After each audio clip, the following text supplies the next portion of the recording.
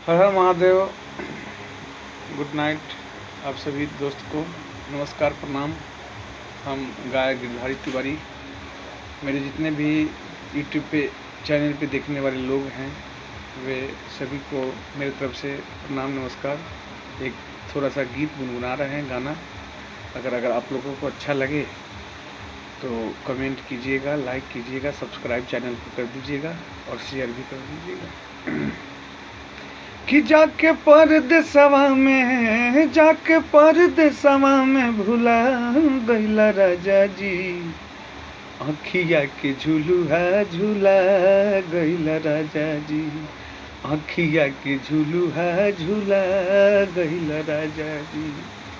हमारे आँख तोहर निंदिया, हमार माथा तोहर बिंदिया, हमार धड़कन के मलिकार, हमारा धुन के जे गीतिया। हमारे आँख तोहर निंदिया, हमार माथा तोहर बिंदिया, हमार धड़कन के मलिकार, हमारा धुन के जे गीतिया। आधावा से पूरावा बना गइला राजा जी, अखिया के झुलुहा झूला गइला राजा जी, अखिया के झुलुहा झूला गइला राजा जी।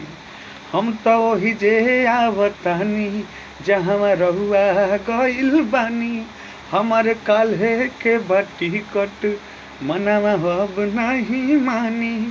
हम तो वही जे आवतानी जहाँ रहुआ गइल बानी, हमारे काल्हे के बाटी कट मनावा अब नहीं मानी।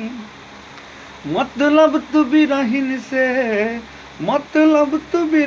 से पूरा गइला राजा जी, अखिया के झुलुहा झूला गइला राजा जी, अखिया के झुलुहा झूला गइला राजा जी।